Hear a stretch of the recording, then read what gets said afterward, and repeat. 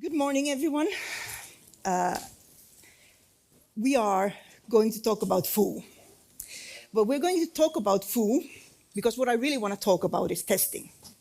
And the reason I want to talk about testing is that I've been doing testing for 25 years. Except right now, I'm actually a manager of about 26 people. I didn't want to be a manager. I still do the exact same things as I did when I was a tester, so I still test as a manager. I still care for, bugs in the organization that I fixed before.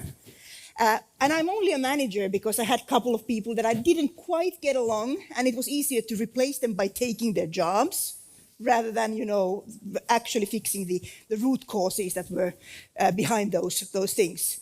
So I am a tester, even if I'm a manager, even if I'm sometimes a developer, even if I'm sometimes a business analyst. And I find it really, really difficult to talk about the thing that I care about, which is testing, because everyone uses these very kind of like belittling, demeaning words around testing a lot. And the whole field of testing is actually filled by these terminologies that make it even more difficult for us to talk about the real thing that we want to do, which is, testing. And that's why today, what I wanted to do, instead of, talking to you about, words around testing, unit testing, exploratory testing, manual testing, automated testing, as if these were different things. These are not actually different things. I wanted to give you an example that was inspired by me going into a job interview because I was unhappy in my organization last autumn. I went to a job interview. They made me pair program with a developer. I taught the developer during the pair programming session that there were quite many things that they didn't know about their little kata exercise that they made me go through. They offered me a job and I refused because I felt that there is no place for that kind of judgment in pairing or ensembling or teamwork that I felt in the setting of the job interview. So again, you can change things by talking about them. You can change them by your behavior.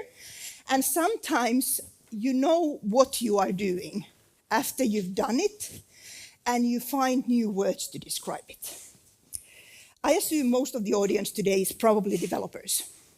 And I work with developers. They are brilliant at testing. And one thing that we do when working as developers is that we give things names, usually after the fact. And that's kind of why we talk about Llew.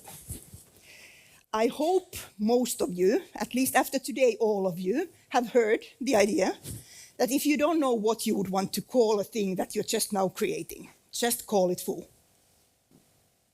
Just call it anything, but call it something that you hate so much that you want to replace it by something better, right?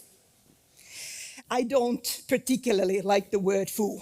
I think it is a really bad name, and I would hope I would never have to find it in my code bases. But I know that I have written it down many times, and I know my colleagues have written it down many times. And I know that I have received, based on this talk that I have done in a few places before, some thousands of other proposals of words we could use as a replacement so that they would be more useful than Llew. But Llew is not the key. The key is we don't really understand what we are doing and what we should call the thing we are doing before we have kind of seen it in action. And we should always work with the mindset that we work with our code, also with our practices. And we should name the thing after we've seen it. And when we realize that we have a better name for it, it's okay to rename it. So that's kind of the gist of why we are here today. There's another gist to this, which is that as a tester, I have always kind of believed that it's not code that I'm breaking. It's the illusions of people that I'm breaking. This is something that I talked about in 2017 as start of my talk. And it turned out that Romeo took a screenshot, put it on Twitter, and it became apparently his most popular tweet ever. So it's still a relevant thing for new people who have never heard of that. That's what testing is about.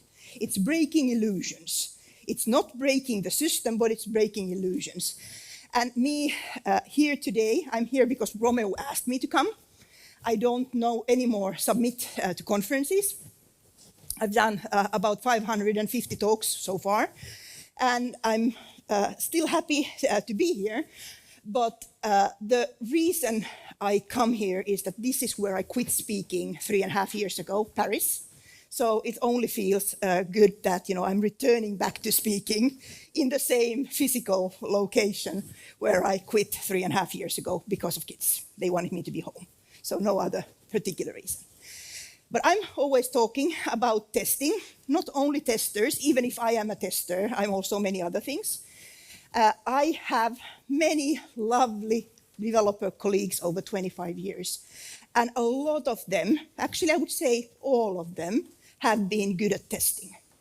The only reason they have ever been bad at testing is that someone told them that they are too valuable and too important to be spending time on caring about quality. And if we, for some reason, don't care about quality, I can take a very high price, of work we are doing, just drink coffee with the whole of the money, and give you just about anything. And it goes with the criteria that we have. So we have actually always cared about quality. So with this, it kind of gets to this idea that I often find myself in teams, in a role, where even if I was a developer, even if I was a tester, even if I was a manager, the idea kind of nagging in my head is that my job, one of the jobs that is asked of me, is to find something that others may have missed. And it's kind of like an open thing, like it's a empty A4 paper. No one is giving me test cases to execute, so I'm not doing manual testing. I think manual testing doesn't actually, it shouldn't exist. I know that it exists in the world. It just hasn't existed for me in 25 years. The word and the description that people have when they say that manual testing is kind of boring. I've never done that work, not for a day. I've done something different. I'm not sure what to call it. I have suggestions, we'll get back to those. But my task has always been to find something that the others may have missed. And it's not because the others can't find anything. It's because to get to the level where we are really truly happy with the quality, we usually have in the better teams that I have had a privilege of working, especially with recently, with the good teams, there's still a gap. There are days when I log in to our so-called test environment and I can't get in. And it's because nobody was looking at the alert that was coming from the monitoring system. And I had to kind of, react to that and remind us and have the conversation in the team that we should care about the alerts that we have.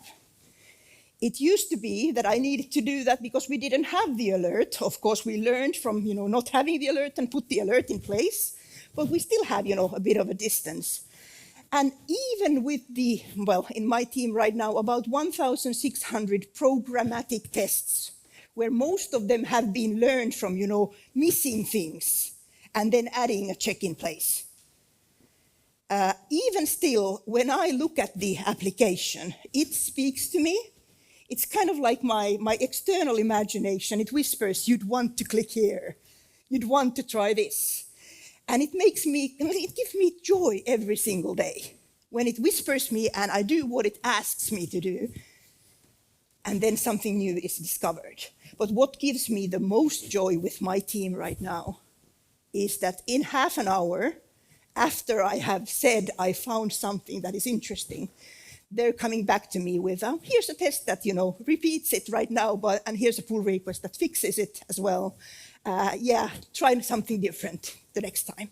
So it's always finding something that others, including the past me, have missed. That's the assignment that I work with.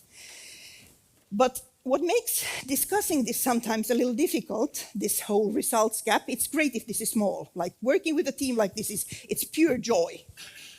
This is maybe the QA3 that Ida was talking about yesterday, pure joy. But most of the teams are not pure joy when you're trying to work with them as a tester. And it's not just about the process, but it's about kind of the mindset and belief systems and the way that we do things.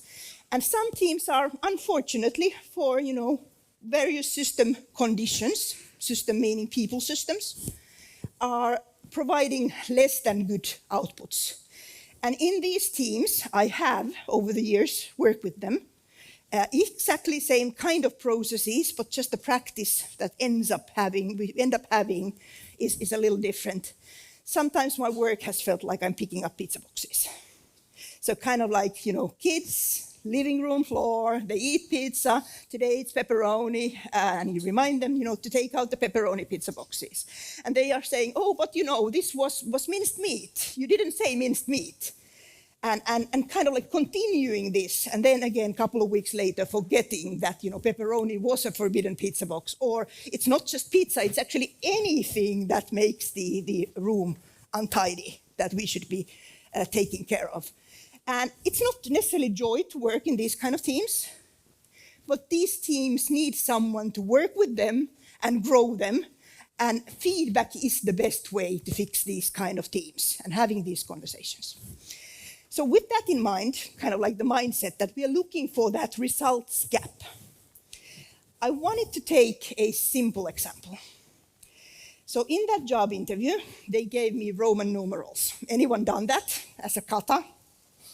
Like, yeah, crafter community, usually half of the group at least, has done that. And we have like a routine. Like, I know how to do that. Like, my eyes closed in TDD nowadays. Like, I do. I know exactly how to do it. But I didn't want to do the TDD version. I wanted to do the let's find something others may have missed version, which is the testing assignment version. And to do that, my pair here today that I have captured in these slides is GitHub Copilot. So it doesn't actually follow my TDD very nicely, but it kind of, it starts guessing already at the point of me saying that I want integer something. It's already guessing integer to Roman. I guess it knows something that I have done before already, because it's already at this level of guessing. Or maybe it knows that because today I named the file roman.py, not important program.py that I usually use. It's already combining those two things, and it's making guesses. Like just on the comment level, it's already starting to guess for me, what is it that you wanted out of me? And this is what pairs also do, kind of like, they're guessing based on our feedback, also from their own experiences, of course. I have the power to accept. I have the power to start fighting with my pair, just like, in an ensemble or in a pair, we have the same kind of dynamic. And I can't do any of this code stuff unless I'm in a mood, which means you can see the lovely colors. It's called Mermaid. I love the colors. And also, whenever I write code, I see little stars twinkling on my IDE. I need that in order to find code fun. Well, there might be other things, but that's part of the joy. So in case you need the extra oomph, maybe you can try that one out as well. So I get okay, so fine, I'll accept integer to Roman. And I want to kind of write my name down. And obviously it doesn't know who I am, even if it knows that I have been solving this problem and I have been writing my name multiple times in various files on my computer. It still keeps thinking that I'm somebody else. I've been collecting over the year and a half when I've been doing this talk now. I've been collecting names that it proposes. I have yet to find a single woman. It's never guessing a woman. So apparently all the code that it has ever learned from is probably from a man, or only men write their own name in the code. That's another, aspect that I can think of. But, it's just, a fun thing to kind of note these kind of things where things are not just kind of as you would expect them to be. I'm sure that we wouldn't need to keep ourselves so down in the coding world. world. But it's also making me immediately think that, hey, now I find I'm applying my, is there something we might have missed? Is there an illusion we might need to break? I'm applying that now on Copilot. And I don't want to test Copilot. It's not my thing to test. Like, actually, that's not what my organization ever pays for me. Like, they don't care if my tools work. As in kind of like, test them and make sure they work. They want to pay someone else to take care of that shit. And they want me to take care of our similar lack of, excrements. So I want to be kind of, taking a step back and remembering I am not testing the tool, but I can't go forward without saying that I am actually always testing this tool. As a manager, I am in the power right now of saying, can my team use this tool? A few levels up from me, directors and vice presidents have made a decision we are using this tool. And I have told them that unless I find an appropriate way of giving back to the community as the organization, I'm leaving the company if my team is using this. Because I feel like we were not asked that the code that we contributed over the years would be available. So I think it might be legal, but it's most definitely not ethical. And I might not be able to fix the ethical problem, but I will be able to do some compensations of promoting the people who have been doing the work, which I have found close to my heart all over these years. So yeah, definitely not testing the tool, but you can't really move on without noting that. So what I instead do is I want to get a Roman numerals implementation. And all I need to do is basically say that I have a function that I'm setting up. And it's already kind of starting to push me the code that I want. So I took a screenshot of one of those suggestions. It's also often giving me suggestions, kind of like options. I don't only, have to choose this one. If I press Control and Enter, it gives me 10 different things to choose from. So I could start with kind of reviewing the code and kind of like working through like which one of these would I want to take. I might not want to take the first option. Or I might want to exactly take the first option. Or I might want to be, for testing purposes, I want to be really difficult and take always the last option, assuming they are in some kind of a priority order. Because again, it probably gives me more to test if I take a bad version. But I have kind of this like dual purpose. I don't want to just test. I've never wanted to just test. I want the working solution. So testing is kind of just, it's moving with the thing that we are actually trying to do. So I don't try to set a fire just so that I can say, oh, look how many fires. I want to choose something that could work. I don't take the bad ones. I took a screenshot of one of the bad ones. Even the manualist tester, the person who never writes automation, recognizes that this might not be a good thing. This might be a really hard one to test because you have to test every single thing separately. But having sat through this exercise in kata sessions with various levels of groups, I've actually seen some groups implement this until later on they then clean it up and want to kind of go and move forward. It might be that someone wanted to stop and leave this for Copilot to find in the code bases. I suspect it was not intentional, but well, definitely it's there for trying things out. Similarly, when I then kind of like start to look at the answers, I could choose any of these alternatives. So it definitely gives me a lot of options, and usually having looked at this, I created the exercise originally with pairing and ensembling with people. Having looked at this with about 10 people, the choice, the almost like a paralysis that you have, like not being able to choose which one of the bad ones is the one that you want to take, it's sometimes a bit difficult. So again, let's do a thing, call it foo. We can rename it later. We can also change the code that we have, more knowledge on as we are moving forward. So trying to review the perfection isn't also the goal that we would be doing.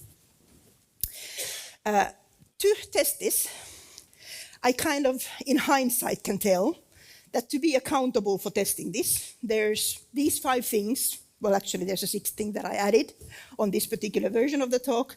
But these 5 things are kind of the minimal that we have to go through. We have to test against, does it match our intent as developers? We have to test against domain, as we all understand it. Like, you know how Roman numerals work, right?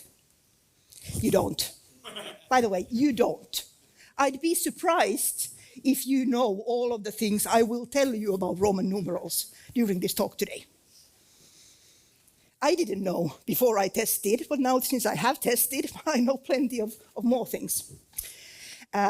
You might want to not have to know all of these things and just refer to somebody else's implementations and somebody else's kind of guidelines.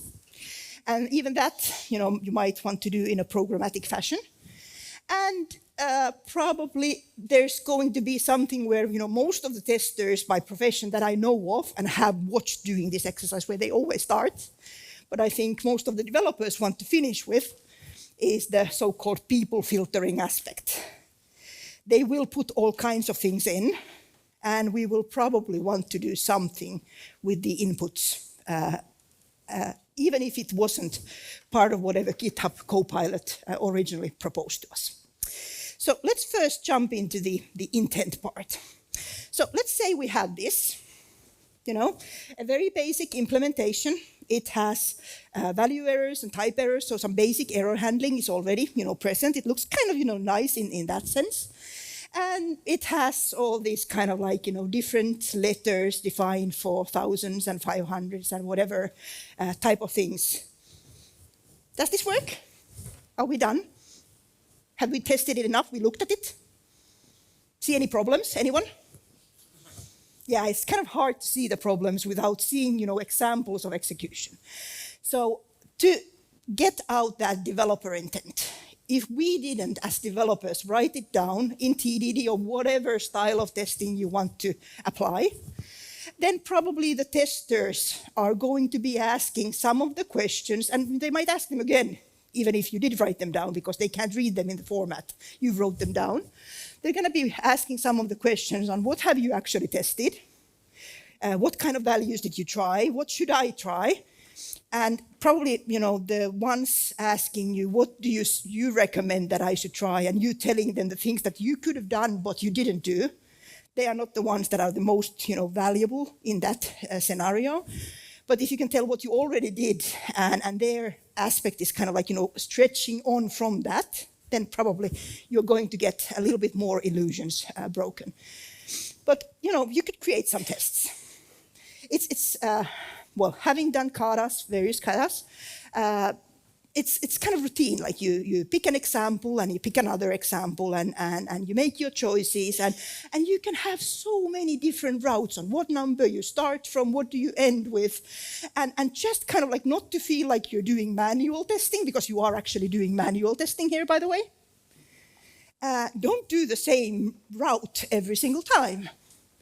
Start from a big number first, or a small number first, or, just something in the middle, the Goldilocks rule, so that you have more fun. Or start today from a non-number, because this is supposed to handle numbers. Or maybe, you can take from yesterday, start with a Arabic number, because they are obviously also supposed to work. So you pick up these little cues, and you make your choice of what you start with. But most likely, no matter where you start, you're not going to call yourself done until you have, captured some basic samples, maybe having seen every single letter once. That might be your rule. Somebody's rule is just having a single sample is enough for this. I don't need anything more. And maybe, if you're aware that you could also generate kind of like all these different combinations, or you could look at things in a file, kind of like, review the results, outputs of your program. Maybe the style of what I would call exploratory testing, maybe the style of what you want to do with testing is kind of like, put stuff in a file, and then spend whatever time you want on looking at whatever is in that file and thinking whether you like it or not. The simplest way of approval tests is kind of like saying that my oracle, the thing that I'm comparing to, is that if it works currently, someone else will tell me if it's wrong. Meaning it works in production. That's our rule quite often. And it saves a lot of time. It saves us a lot of time. And we do want to use that. But we also want to be aware that we are using it and not fool ourselves, claiming that we already did all the right things. So we are thinking and we are making our decisions. So I have some shapes of approaches that I can use in this case. I can try asserts, examples, collecting examples. I can try multiple examples, parameterized tests. We probably have that in pretty much all of the languages, even if I picked Python to show these things in today. We can try approval tests where you don't really care about the output before you see the output, and then you look and approve the output. And if the output ever changes, you consider that a bad thing. Or you might even try hypothesis. It takes a lot of wrangling for me, actually, still, to get my head into the idea of, like, there's common rules that must be available, that we can describe, the rule of having to have all the different letters, given enough samples, enough numbers as inputs. All the different letters need to be generated in some of these. That I can test in this kind of style, where I'm just, looking for a pattern, and I can describe the pattern, or I can just, not care about describing the pattern because it takes me time to actually write this. I can just, spend some time manually testing, looking for the patterns. So am I automating? Am I doing manual testing? I'm definitely doing a lot of thinking. I would call this manual testing because I've always done manual testing. This is exactly what I've been doing. So we've looked at this and its developer intent. Do you think that all of those passing now tell us that the software works? Did you see a bug already? Anyone? No bugs? No visibility? So again, this is where in the interview setting, my developer would have been very happy already. We've tested in different styles. We've talked about, awareness of different perspectives. But even if we did all these 6 things, I wasn't quite yet done with what we were thinking of doing. We had reviewed things, we had created inputs, outputs, scale, we had looked at behavior boundaries, we had looked at coverage, we had looked at sampling and wider nets, we had looked at properties, like all of this stuff. This is what we always talk about when we talk about kind of how do we test well in our developer teams. Like this is kind of already, it's not a full list, but it's kind of a good list of things to do already from a developer testing perspective. Does anything in this slide bother you right now? The Roman numerals look incorrect. Are they not correct? I think they are correct. Why are they not correct? Because they are correct. There's just 3 different domains embedded on this single slide. In a clock tower, number 4 is I. That's how it goes. If it's a valuable clock, if it's a luxury clock, you are expected to see I, not 4. And if you never asked, are we creating this application for a luxury clock, you would have created the wrong thing. What about I? 5. What's the domain? Anyone know? Burying people, tombstones. So in tombstones, number 5 is this, and number 50 is XXXXX. So again, I already kind of revealed you the domain things, some of them, but it's not all, unfortunately, so we're going to go a little bit further on this one. So, as a tester, I would obviously go for, an authoritative source. And no, my product owner is never the authoritative source. Like, my product owner is wrong as often as the rest of us. Like, he's just as human as the rest of us. So I get the benefit of arguing with the product owner as a job description in a kind manner. That is something that we need to take time on, the entire team, but I'm asked to hold space for the team to do that. Like, not just doing whatever feels, the first natural thing, but asking, like, why are we doing this? What's the domain? What examples do you have? Can you show me an actual real customer? And looking for specifications that the product owner didn't write and seeing if those are somehow off. So I learned that there's a so-called good reference source, Roman numerals website, and you can kind of give there a number and you can get a reference. Playing with it also taught me, and reading the specification, also taught me that I thought 4999 was the max. It's actually not the maximum in Roman numerals. It's just where we always end our katas in, because it's simpler. There's a new font necessary after that, so we need to extend our implementation. So in order to get the new font, or the kind of like parentheses, the representation of the bigger numbers that this one does know how to do, we would need to think further than the simplest possible sample that we have. Like, we are still working on that simple small kata. And already we are kind of like, thinking of things that weren't part of that kind of like end criteria, where we always happily end the kata. So the upper boundary is way higher. So again, you need that new with a hat font. There's other proposals of using parentheses on representing that if you don't have a new font available. But there are references that say how to implement all of this. There's also samples where you could compare to, for example, Excel. Lovely programmatic, by the way, these two are, I picked them because they are lovely programmatically available interfaces to test against. So my laziness is well played when I can kind of like, just go through all the numbers and then do all of the testing in the lovely generated files. Because I care about looking at the problems. It's usually, well, it's not somebody else's problem, but I'd like to think it could be also somebody else's problem to participate in the creation of all of that. Even if I didn't know programming, some testers don't. They still think in this way where they can find the problems looking at those samples that were generated. So find a way of integrating. But the interesting thing is that Excel introduces this concept of 5 different kinds of Roman numerals. You never asked me if I wanted the classic Roman numerals. Nobody ever asked. So maybe I wanted to simplify it. And if you didn't ask, obviously with the same price that you offered, because this was a fixed price project, I'm going to want the better thing now that somebody else told me that it exists and I could have wanted it. Because, obviously it was your job to ask.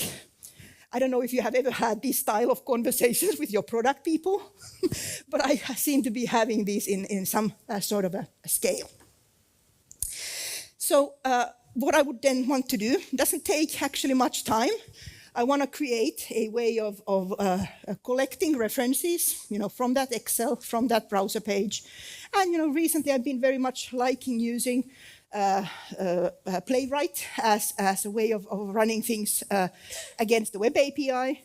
I've also been liking Selenium because I'm in the Selenium project leadership committee, so I'm supposed to take that open source project forward. So I'm doing a really bad job at taking it forward by going on stage and showing you Playwright. But you can actually do the similar, simple things with Selenium as well.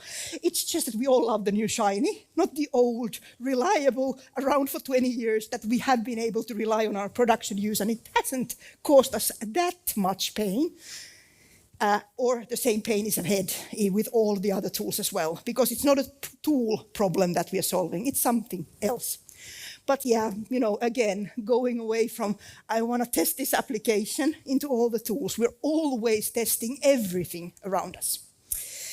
So I can create these references with the playwright, with whatever Python library I first found Googling on getting to Excel.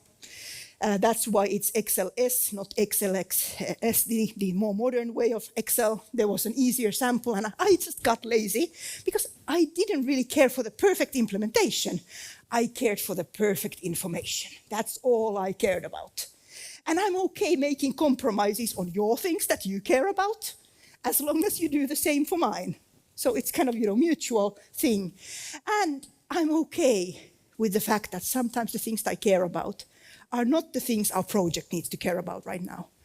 There's so many things I care about that I can easily pick the next favorite thing and just use all of my energy and my love for figuring things out for that. I usually like using approval tests for this style of kind of comparison testing, kind of generating things in files and comparing things in files. It gives me kind of fast feedback and not having to wait that 5 to 20 minutes to generate all those numbers. These are not necessarily optimized for speed. They wouldn't be things I want to keep around in a continuous integration environment. But they are things that are teaching me something right now. And even if I throw away this manual work of half an hour, 20 minutes, whatever I ended up using on this, it doesn't matter because not all tests are meant to be kept around forever, right? So we already talked about the clock towers, the luxury clocks, so that's also an aspect. So the business rules, even with the simplest things, I can do this with any of the katas. It's not just Roman numerals. It just happened to be Roman numerals because someone made me annoyed with a job interview. But it could be anything. And you don't really know where they are, and you might want to actively find them and spend some time on finding them. So again, on the domain, there's basically 7 rules. You need to be the resident expert. You need to be curious enough to know the domain and learn the domain and model the domain while you're learning it so that you can teach it to others who come after you on the relevant parts from a programmer perspective or a team perspective. You are not only optimizing for today, you are also optimizing for those who come after you. And running automation is a great way of leaving something useful behind for others. But also writing good summaries, not the details of test cases run in a manual fashion, but writing good summaries of what's kind of important and surprising to you that you have learned while you've been working on a thing is probably also going to be better. There's rules. You need better experts. Your resident experts, even the one who have been taught Roman numerals in school. I had one of those to pair with in one of the sessions where I practiced this exercise. You need to always kind of, question your experts and find better ones and make your own better by understanding if they are aware of the world around them. And we've had great talks on kind of, creating that awareness on the world here. Finding better oracles is something we would do, and thinking of the users kind of going to the error messages as well is something. It could already be part of the developer intent, but if you somehow manage to miss it, you probably can add to that. But you can also add to the environment. It's not just this. On my way here when I was flying, I was reading Sarah Drasner's fairly new book on management for the rest of us, because I felt like, being a new manager, I need to give a chance for someone to tell what am I missing, because I think I know what I'm doing already. The usual illusion that new managers have. But she started the book with this kind of a very developer-y quote, which made me laugh. People are not pure functions. They have all sorts of interesting side effects. And I had, like my eyes popping out on like, have you not seen the side effects of software? Even the pure functions? Like, we have had planes crashing because of entertainment systems. It's probably quite a pure function that we tried creating there, but it didn't take into account the fact that the hardware could fail in a way that causes a software side effect. And then things are failing. So again, we are really designing and questioning things for much bigger things than what is kind of in the scale.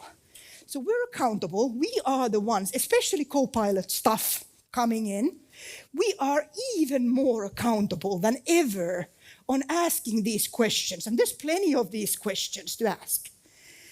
And with the questions that we're asking, it's not that we have to ask every single time the same questions. Unfortunately, every single time, we have to manually craft new questions that are appropriate for that time, that context, those people that we are right now working with. Because there's nothing I think of as the worst practice than creating acceptance criteria by force with a team where we already know what we are creating and accepting. But we have to sit in that meeting for that half an hour, writing it down, kind of like, pretending it wasn't already obvious. Maybe there was something that we needed. So we couldn't go to the conversation we already know because we work very closely in an ensemble together. We can't do that, because someone has decided that there needs to be this artifact that we need to be creating in this collaborative style. So again, everything is something that we can question. They might be useful now, but they might also be something to look at later. There's some bugs, I have found bugs. I don't really care about listing those bugs today in that detail. But what I want to close with is that we've been doing Foo. I call this Foo. Foo looks different on different applications. It looks different on different code bases. It looks different on different languages, probably, different people. And I call this contemporary exploratory testing because I am a tester. I train other testers, new testers into this world, and I teach them basics of programming while I teach them how to test. And I hate the so-called manual testers that I have to recruit because they are thinking they're supposed to write documentation and not do testing.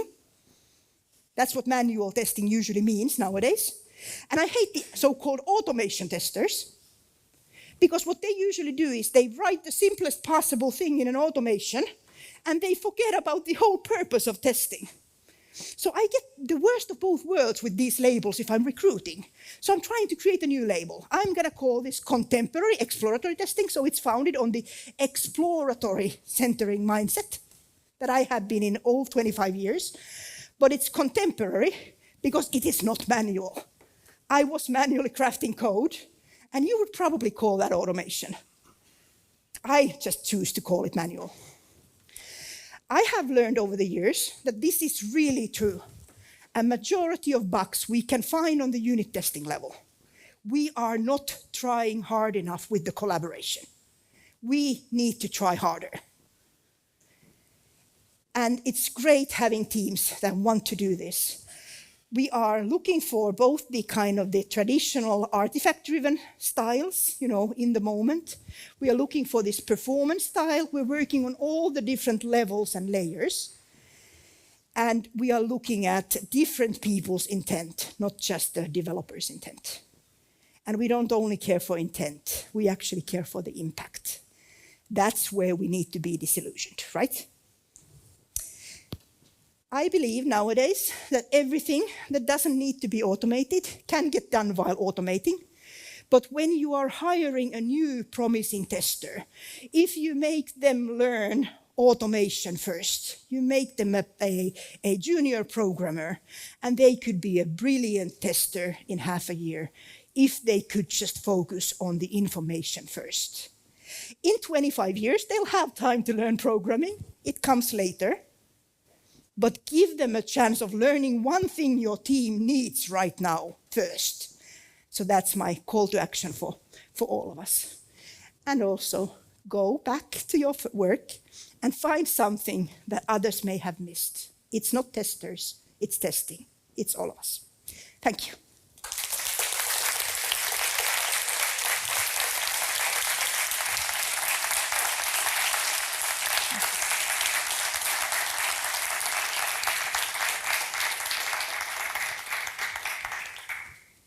I think we might have a room for one question if we want to take that, but we can also have more private conversations. I think there's a a big crowd. Does anyone feel like they have a question where it would be really relevant for us all to get the answer? Taking care of everyone, that's what we do as responsible professionals. Right. Let's have one-on-one conversations. I'm around, so please come and talk to me.